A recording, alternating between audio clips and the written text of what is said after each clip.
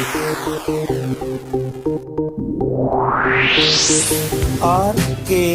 स्वागत है दोस्तों आपका एक बार फिर से हमारे YouTube चैनल RKB कैंफी वीडियोस में।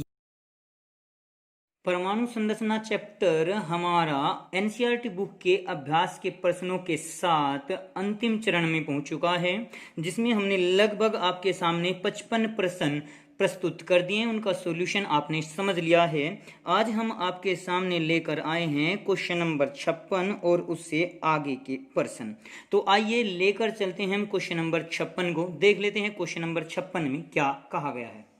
क्वेश्चन नंबर 56 में दिया गया है कि उस उत्सर्जन संक्रमण के तरंगदैर्ध्य की गणना कीजिए जो 1.3225 नैनोमीटर त्रिज्या वाले कक्ष से आरंभ और 211.6 पिकोमीटर पर समाप्त होता है। इस संक्रमण की श्रेणी का नाम और स्पेक्ट्रम का क्षेत्र भी बताइए। तो इस क्वेश्चन में हमें पहले दो त्रिज्याएं दी गई हैं। एक तो R1 जिसका 1.3225 नैनोमीटर मान दिया हुआ है और दूसरी त्रिज्या दी हुई है R2 बराबर 211.6 पिकोमीटर। यानी जो इलेक्ट्रॉन का संक्रमण है वो इस कक्षा से इस दूसरी कक्षा तक होता है। तो पहले अगर हम त्रिज्या का संबंध किसी कक्षा के रूप में देखें तो हमारा एक फॉर्मूला था R = 0.529 into n square angstrom, जिसको कि हम लगभग R = 0.53 n स्क्वायर एंगस्ट्रॉम भी लिख सकते हैं। आप इनमें से कोई से भी फॉर्मूले का यूज कर सकते हैं।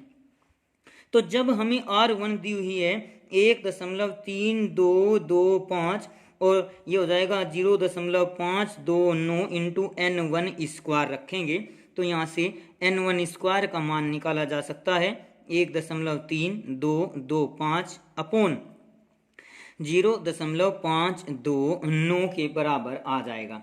अब हम इसका अगर स्क्वायर रूट वगैरह करके देखें तो ये हमारा n1 = आ जाएगा लगभग 5, क्योंकि जब हम इसे काटेंगे तो ये इसको लगभग 25 बार काट देगा तो n1 का मान हमारा 5 आ जाएगा।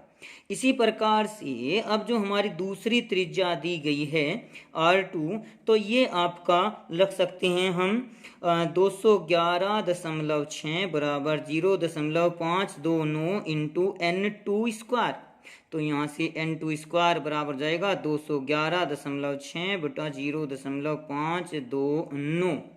अब जैसे ही हम इसको काटेंगे, अब एक बात और ध्यान रखने की है, देखिए यहाँ पे एक हमारा नैनोमीटर में है, दूसरा हमारा पिकोमीटर में है। ये वाला 211.6 हमारा पिकोमीटर में, जबकि ये हमारा एंगस्ट्रॉम में है। तो मैं यहाँ लिख रहा हूँ एक नैनोमीटर तो होता है हमारा 10⁻⁻9 के, एक एंगस्ट्रॉम होता है हमारा 10⁻−10 के, और एक पिकोमीटर होता है हमारा 10⁻12 मीटर के बराबर होता है।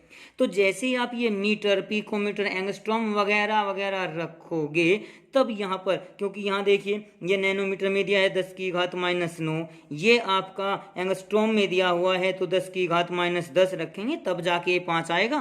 क्योंकि कैलकुलेशन देखो आपको करनी है, मैं केवल किसी भी क्वेश्चन का आपको केवल प्रोसीजर समझा रहा हूँ कि वो क्वेश्चन आपको किस प्रकार से लेकर चलना है, कहाँ कहाँ क्या क्या वैल्यू आपको रखनी है। क्योंकि एग्जाम में अगर ये वैल्यूज बदल के आ गई तो आपको प्रोसीजर आता होगा तो आप कर देंगे, कैलकुलेशन पे तो रट्टा नहीं यहाँ मारना है न वहाँ पर लगता है।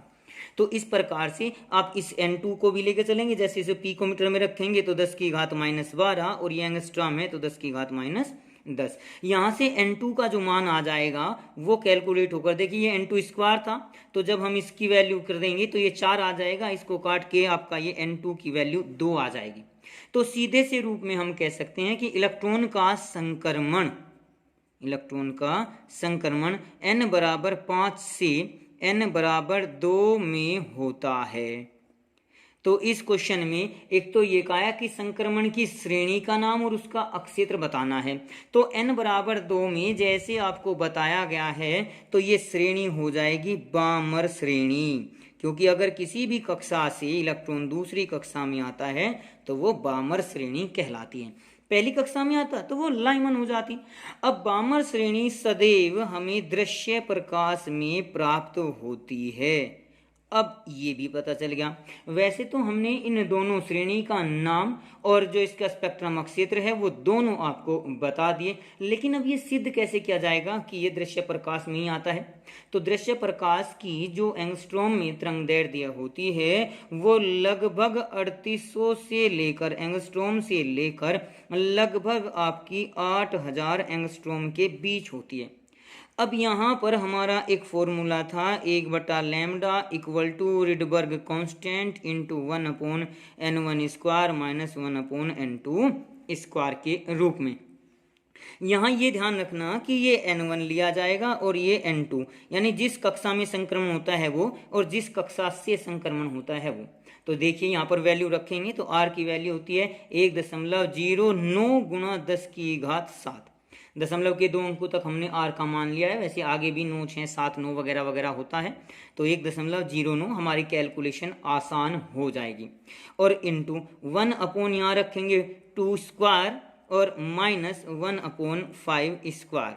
ये वैल्यू अगर हम इस प्रकार से यहाँ पर रखते हैं तो ये देखना 2 दूनी 4, 5 पंजे 25, 25 चौका 100, लघुत्तम आपका 100 आ जाएगा। 25 - 4 यानी 21। तो 1.09 गुणा 10⁻7 इंटू ये हो जाएगा 21/100।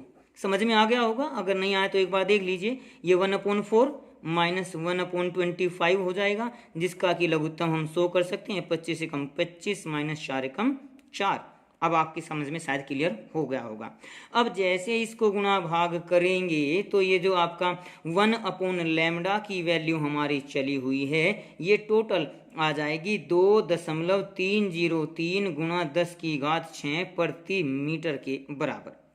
अब हमें यहाँ पर वैल्यू निकालनी है लैम्डा की, तो लैम्डा बराबर हो जाएगा 1/2.303 गुणा 10⁻6, जिसको कि अगर भाग दे देंगे तो यह आ जाएगा 4.34। इसको भाग देने के पश्चात और गुणा ये 10⁻6 है, ऊपर आने पर 10⁻7 हो जाएगा, क्योंकि 1 के अपोन में है, हमने यहाँ 4 दशमलव लिया हुआ है, तो ये 10⁻7 के रूप में लिया जा सकता है।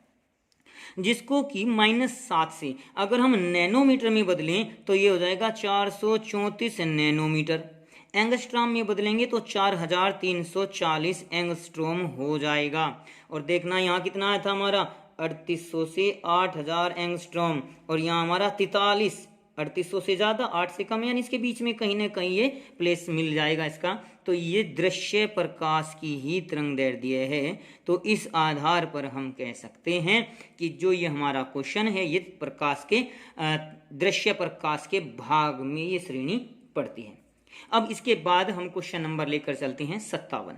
क्वेश्चन नंबर 2.57 में दिया है कि द ब्रोगली द्वारा प्रतिपादित द्रव्य के दोहरे व्यवहार से इलेक्ट्रॉन सूक्ष्मदर्शी की खोज हुई, जिसे जैव अणुओं और अन्य प्रकार के पदार्थों की अति आवर्धित प्रतिबंध के लिए उपयोग में लाया जाता है।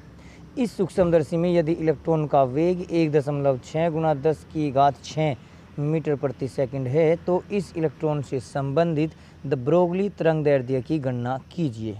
क्वेश्चन नंबर 57 में वैसे तो बहुत लंबी बातें आपको क्वेश्चन के रूप में दी गई है, लेकिन उसकी इतनी आवश्यकता हमें पड़ेगी नहीं, क्योंकि यहाँ पर इलेक्ट्रॉन का वेग दिया हुआ है 1.6 गुणा 10⁻6 मीटर प्रति सेकंड के रूप में, और हमें द ब्रोगली तरंगदैर्ध्य यानी लैम्डा ज्ञात करनी है। अब यहाँ पर जो द ब्रोगली समीकरण थी लैम्डा इक्वल टू वो थी हमारी h/mv के बराबर। इतना बड़ा क्वेश्चन नहीं है जितना बड़ा इसका आंसर होगा, देख लेना। क्वेश्चन में हमें बोलने में ज़्यादा समय लगा, न्यूमेरिकल करने में हमें कम समय लगेगा। यहाँ पर m का मान ले सकते हैं, इलेक्ट्रॉन का द्रव्यमान 9.1 गुणा 10⁻31 किलोग्राम होता है, तो वैल्यू रख दीजिए। h का मान 6.626 गुणा 10⁻34 होता है। m का मान 9.1 गुणा 10⁻34 और v का मान यहाँ दिया हुआ है 1.6 गुणा 10⁻6।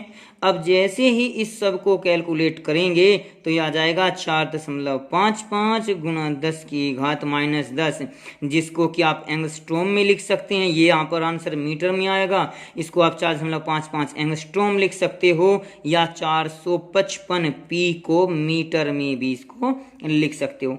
4.55 एंगस्ट्रॉम में भी आप इसे लिख सकते हैं। कोई भी क्वेश्चन आंसर आप लोग इसका छोड़ सकते हैं। तो देखा कितना छोटा सा क्वेश्चन था, आंसर इसका ज़्यादा बड़ा नहीं है। तो अब लेकर चलते हैं क्वेश्चन नंबर 58 को। क्वेश्चन नंबर 2.58 में दिया गया है कि इलेक्ट्रॉन विवर्तन के समान न्यूट्रॉन विवर्तन सूक्ष्मदर्शी को अणुओं की संरचना के निर्धारण में प्रयुक्त किया जाता है। यदि यहाँ 800 पिकोमीटर की तरंग दैर्ध्य ली जाए तो न्यूट्रॉन से संबंधित अभिलाक्षणिक वेग की गणना कीजिए। क्वेश्चन नंबर 58 भी आपका क्वेश्चन नंबर 57 की तरह ही है, ज़्यादा बड़ी इसकी गुणा भाग नहीं है। बस पहले क्वेश्चन में 57 में आपको इलेक्ट्रॉन दिया था, यहाँ 58 में आपको न्यूट्रॉन के बारे में दिया हुआ है। तो यहाँ पर पहले तरंग दैर्ध्य दी गई जो कि 800 पिकोमीटर है, जिसको 800 गुणा 10 की घात -12 मीटर में कन्वर्ट कर सकते हैं। और यहाँ पर न्यूट्रॉन का वेग आपको ज्ञात करना है, जबकि न्यूट्रॉन का द्रव्यमान अगर लेकर चलें तो वो 1.675 गुणा 10 की घात -27 किलोग्राम के बराबर होता है। तो दोबारा से द ब्रोगली तरंग दैर्ध्य समीकरण लगा सकते हैं, लैम्डा इक्वल टू h/mv के इक्वल ये वैल्यू आपकी आ जाएगी। अब जैसे ही यहाँ पर हम वैल्यू रखेंगे, h का मान कितना है तो यहाँ से v निकालें, बल्कि v इक्वल टू हो जाएगा h/m इंटू लैम्डा के रूप में। h का मान 6.626 गुणा 10 की घात -34 अपॉन m का मान क्या है 1.675 गुणा 10 की घात -27 और लैम्डा का मान आपका 800 गुणा 10 की घात -12 लेकर हम यहाँ पर चलेंगे और गुणा भाग कर देना, आंसर आ जाएगा 4.94 गुणा 10 की घात 2 मीटर प्रति सेकंड के बराबर, और जिसको हम लगभग 500 मीटर प्रति सेकंड भी ले सकते हैं। तो आइए इस क्वेश्चन के पश्चात ऐसे ही छोटे छोटे अन्य क्वेश्चंस को करके देखते हैं। तो क्वेश्चन नंबर 59। क्वेश्चन नंबर 59 में कहा गया है कि यदि बोर के प्रथम कक्ष में इलेक्ट्रॉन का वेग 2.9 गुणा 10 की घात 6 मीटर प्रति सेकंड है तो इससे संबंधित द ब्रोगली तरंग दैर्ध्य की गणना कीजिए। क्वेश्चन नंबर आपका 59 जो दिया हुआ है उसमें आपको इलेक्ट्रॉन का वेग दे दिया गया, इलेक्ट्रॉन का वेग दिया हुआ है 2.9 गुणा 10 की घात 6 मीटर प्रति सेकंड, और इससे संबंधित द ब्रोगली तरंग दैर्ध्य लैम्डा ज्ञात करना है। अब लैम्डा इक्वल टू होता है h/mv। देखिए ना h का मान दिया है ना m का मान, चूंकि यहाँ पर ये इलेक्ट्रॉन का वेग है तो इलेक्ट्रॉन के लिए m का मान नियत होता है और h का मान तो प्लांक नियतांक होता ही है 6.626 गुणा 10 की घात -34 अपॉन 9.1 गुणा 10 की घात -31 किलोग्राम, और v का मान दे दिया 2.9 गुणा 10 की घात 6 मीटर प्रति सेकंड। फिर से आप इसको गुणा भाग करेंगे तो 3.32 गुणा 10 की घात -10 मीटर, जिसको कि अगर हम पिकोमीटर में बदलना चाहें तो 100 से गुणा कर दें, 100 से भाग तो ये हो जाएगा 332 picometre. That's all for this question. अब इसके बाद आपका आया क्वेश्चन नंबर 60। क्वेश्चन नंबर 2.60 में दिया हुआ है कि एक प्रोटॉन जो 1000 वोल्ट के विभवांतर में गति कर रहा है से संबंधित वेग 4.37 गुणा 10 की घात 5 मीटर प्रति सेकंड है। यदि 0.1 किलोग्राम द्रव्यमान की हॉकी की गेंद इस वेग से गतिमान है तो इससे संबंधित तरंग दैर्ध्य की गणना कीजिए। क्वेश्चन नंबर 60 भी आपका कुछ इसी प्रकार से है जैसे बार बार हम क्वेश्चन कर रहे हैं। इसमें सबसे पहले आपको विभव दिया हुआ है 1000 वोल्ट और फिर उसके बाद इलेक्ट्रॉन का वेग दे दिया गया, प्रोटॉन का वेग 4.37 गुणा 10 की घात 5 मीटर प्रति सेकंड के बराबर। अब इसमें कहा गया है कि यदि 0.1 किलोग्राम द्रव्यमान की हॉकी की गेंद m बराबर दे दिया 0.1 किलोग्राम की गेंद इस वेग से गतिमान है तो हमें उसकी तरंग दैर्ध्य लैम्डा ज्ञात करनी है। अब यहाँ पर भी हम फॉर्मूला सीधा लगा देंगे, lambda equal to h/mv। Proton का द्रव्यमान हमारा होता है 1.67 गुणा 10 की घात -27 किलोग्राम के बराबर। अब यहाँ हमें कौन सा द्रव्यमान देना है, देखिए दो द्रव्यमान दिए हुए हैं, एक वेग और एक वोल्टेज दी हुई है, लेकिन हमें केवल गेंद के बारे में ज्ञात करना है। तो जो m है वो हम गेंद का लेंगे और वेग, चूंकि गेंद को भी इसी वेग से गति करानी है तो इसी की तरंग दैर्ध्य हमें निकालनी है। यानी ये हो जाएगा 6.6 गुणा 10 की घात -34 अपॉन 0.1, ये 0.1 गुणा 4.37 गुणा 10 की घात 5, और गुणा भाग कर देने पर ये आ जाएगा आपका 1.516 गुणा 10 की घात -18 मीटर के बराबर ये वैल्यू आ जाएगी। तो वैसे गेंद की ये तरंग दैर्ध्य जो होती है वो इतनी कोई इम्पोर्टेंट नहीं होती, इतनी महत्वपूर्ण नहीं होती है, इसीलिए जो ये आपका द ब्रोगली तरंग दैर्ध्य समीकरण है ये केवल सूक्ष्म कणों के लिए ही लागू की जाती है। तो आइए अब एक और देख लेते हैं क्वेश्चन नंबर 61 को। क्वेश्चन नंबर 61 में क्या दिया गया है वो देख लेते हैं। क्वेश्चन नंबर 2.61, यदि एक इलेक्ट्रॉन की स्थिति को ±0.002 नैनोमीटर की शुद्धता से मापी जाती है तो इलेक्ट्रॉन के संवेग में अनिश्चितता की गणना कीजिए। और यदि इलेक्ट्रॉन का संवेग h/4 पाई × 0.05 नैनोमीटर है तो क्या इस मान को निकालने में कोई कठिनाई होगी? क्वेश्चन नंबर 61 आपको हाइजेनबर्ग के अनिश्चितता सिद्धांत पर आधारित क्वेश्चन दिया हुआ है। अनिश्चितता सिद्धांत क्या था, अगर आपके याद हो तो उसमें कहा गया था कि इलेक्ट्रॉन की स्थिति और उसके वेग को एक साथ मापा नहीं जा सकता, सही सही निर्धारित नहीं किया जा सकता। तो यहाँ पर सबसे पहले स्थिति में अनिश्चितता यानी डेल्टा x का मान दिया हुआ है 0.002 नैनोमीटर के बराबर, जो कि आपका हो जाएगा 2 गुणा 10 की घात 9, तो ये हो गया 10 11 12 -12 मीटर के बराबर इसको कन्वर्ट किया जा सकता है। अब फिर इसमें कहा गया है कि इलेक्ट्रॉन के संवेग में यानी डेल्टा पी की आपको गणना करनी है। अब इलेक्ट्रॉन का संवेग अगर हम देखें तो आगे फिर इसका सेकंड पार्ट दिया हुआ है। अनिश्चितता सिद्धांत के अनुसार होता है delta x into delta P equal to हमारा होता है h/4 पाई। तो डेल्टा पी इक्वल टू हो जाएगा अब h/4 pi into delta x।